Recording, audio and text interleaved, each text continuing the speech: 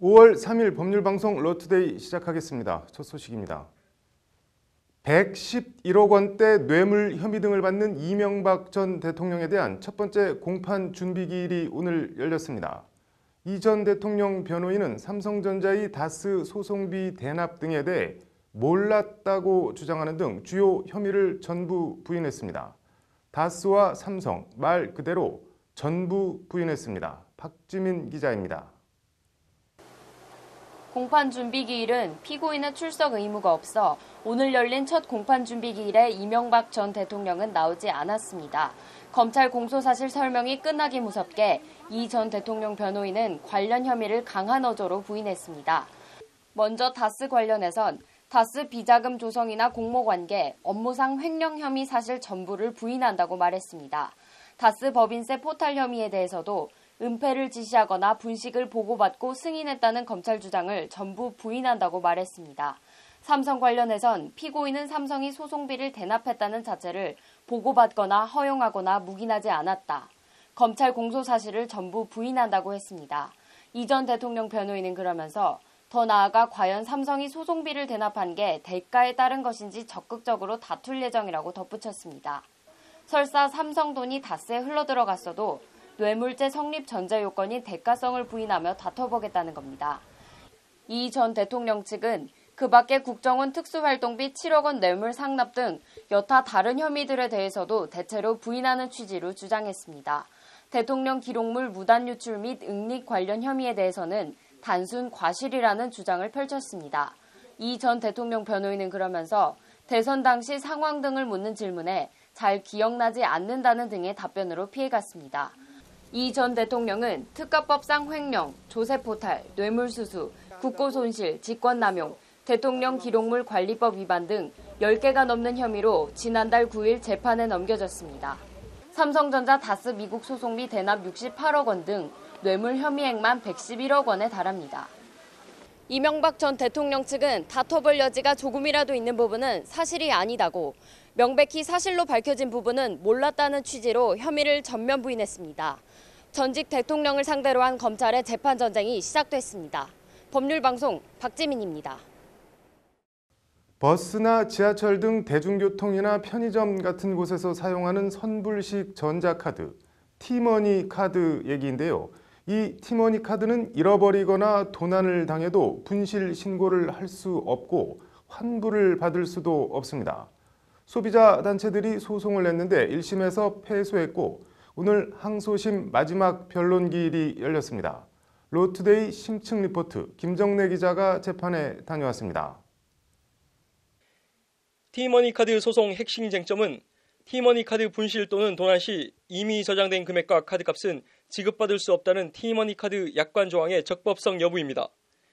한국소비자연맹은 해당 약관이 소비자 권익을 침해하는 위법한 약관이라며 지난 2015년 12월 한국 스마트카드를 상대로 소비자 권익 침해 행위 중지 소송을 냈습니다. 소비자들이 응당 돌려받아야 할 자신의 돈을 돌려받지 못하도록 한 부당한 약관이라는 것이 소비자연맹의 주장입니다. 한국 스마트카드는 그러나 티머니 카드가 일반 신용카드나 체크카드와 달리 무기명 카드라는 점을 강조하며 환불은 어렵다고 맞섰습니다. 분실했을 경우 습득한 사람 누구나 쓸 수 있어 환불까지 해주게 되면 이중 부담을 지게 된다는 논리입니다. 1심 재판부는 한국 스마트카드 측 손을 들어줬습니다. 1심 재판부가 판결 근거로 삼은 건 전자금융거래법 제10조 제1항. 해당 단서 조항은 선불 전자지급수단이나 전자화폐의 분실 또는 도난 등으로 발생하는 손해는 손해를 배상할 책임이 없다고 되어 있습니다. 티머니 카드는 손해배상 예외 사항인 선불 전자지급수단에 해당하기 때문에 분실로 인한 손해배상 책임이 없다는 것이 1심 재판부 판단입니다. 1심 판결에 불복해 항소한 한국소비자연맹은 티머니 카드의 기명성을 집중 강조했습니다. 소득공제 등을 받기 위해 티머니 카드 사용자가 이름 등 개인정보와 카드 번호를 한국 스마트카드 홈페이지에 등록하는 경우가 많다는 겁니다. 그런데도 분실 신고 자체를 받아주지 않는 것은 소비자 권익에 대한 지나친 침해라는 주장입니다. 한국 스마트카드는 그러나 전자금융거래법 해당 조항이 기명, 무기명으로 따로 규정하지 않고 선불 결제 카드의 손해배상 책임을 예외로 두는 만큼 한국소비자연맹의 주장은 이유가 없다는 논리로 맞서고 있습니다. 양측은 지난 2일 이 같은 주장을 종합한 최종 준비 서면을 재판부에 제출했습니다. 한국소비자연맹은 항소심 재판부도 전자금융거래법 해당 조항을 근거로 다시 원고 패소 판결을 내릴 경우 헌재의 해당 조항에 대한 위헌 심판을 청구하는 방안을 적극 검토하고 있습니다. 재판부는 원고와 피고 모두 지난 2일 마지막으로 제출한 준비 서면의 증거력에 대해 이의를 제기하지 않는 만큼 오늘로 변론을 종결하겠다고 밝혔습니다. 티머니카드 잔액 환급 불가 항소심 선고 공판은 다음 달 5일 열립니다. 법률방송 김정래입니다.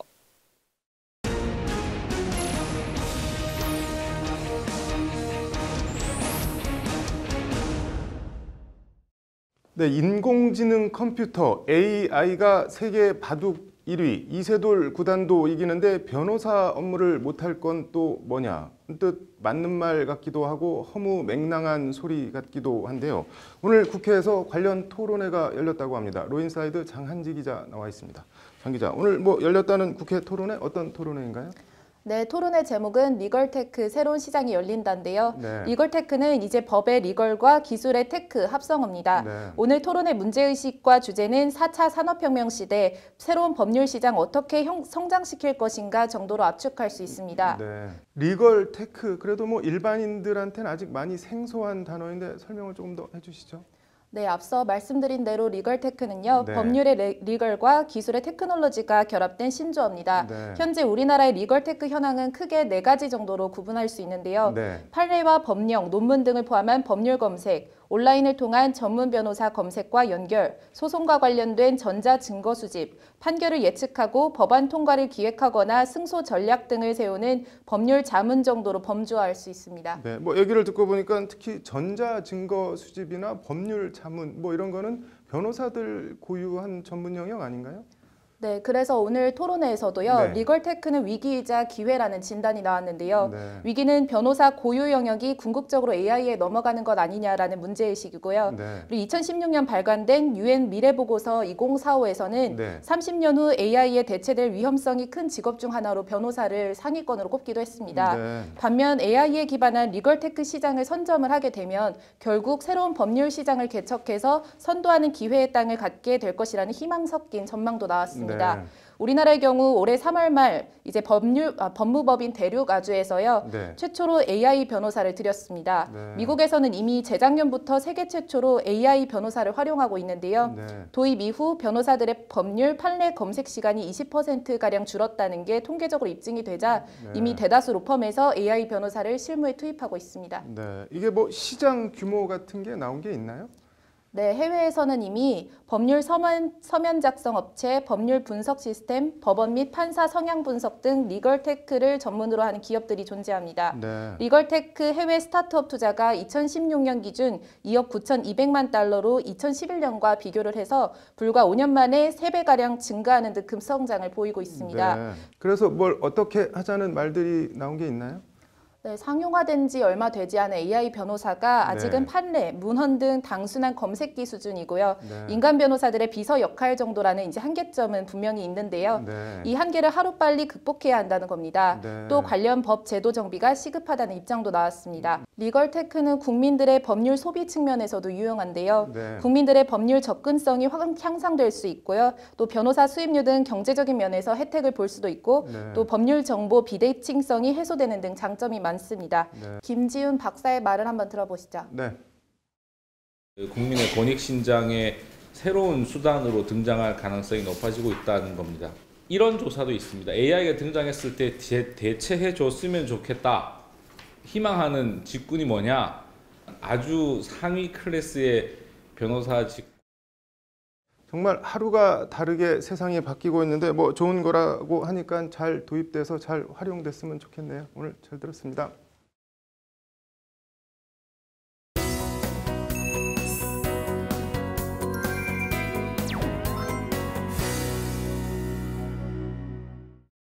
저희 법률방송 연중기획 법률용어 이제는 바꾸자를 진행하면서 정말 이런 말들은 도대체 처음에 누가 어떤 경위로 만들었을까 하는 생각이 절로 들게 하는 단어들을 많이 보고 있는데요. 오늘도 그런 단어입니다. 보장구라는 단어인데 뜻을 알게 되면 어이가 없어지는 단어 보장구, 조현경 기자의 리포트 보시겠습니다.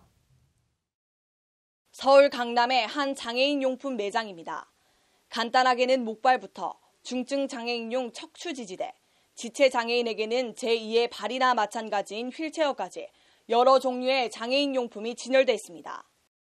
용품점을 찾은 시민에게 보장구가 무슨 뜻인지 들어보기는 들어봤는지 물어봤습니다.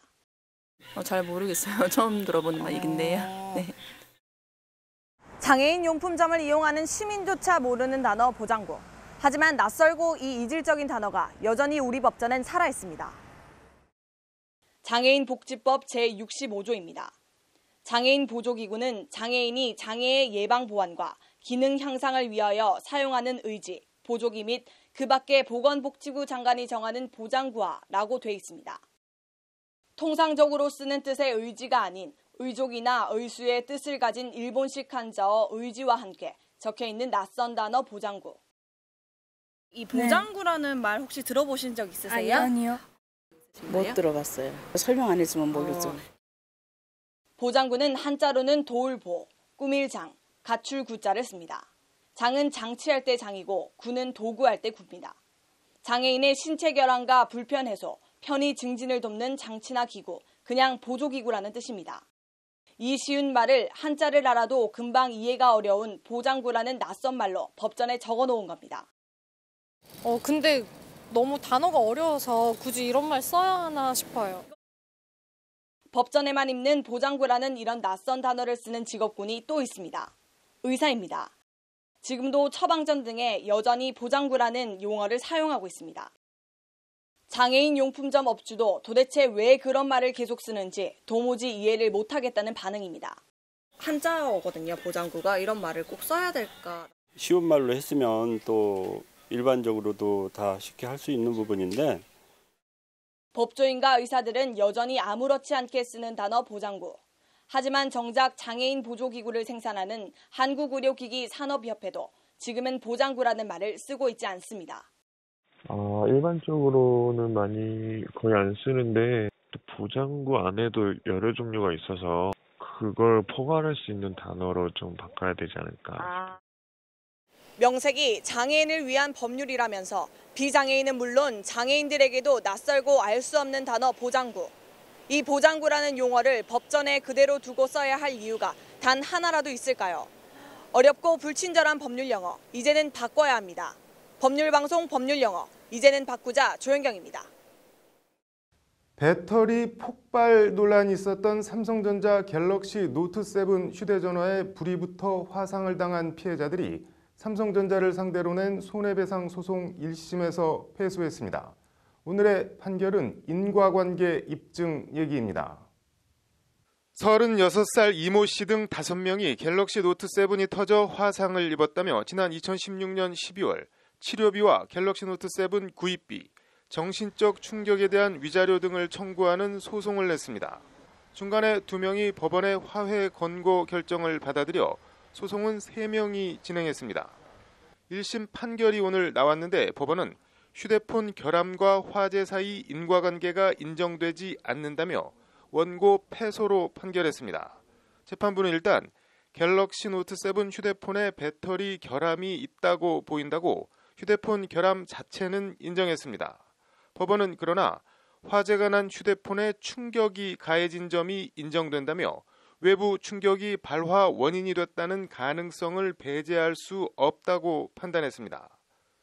화재 당시 상황을 촬영한 동영상을 보면 원고들은 방 안에서 화재가 났지만 놀라거나 당황하지 않고 이를 진화하려는 모습도 전혀 보이지 않았다. 이는 화재 발생 시 통상의 사람들 반응과 다르다. 휴대폰 결함과 화재 사이의 인과관계가 부족해 이에 따른 위자료 청구를 받아들이지 않는다는 것이 재판부 판단입니다.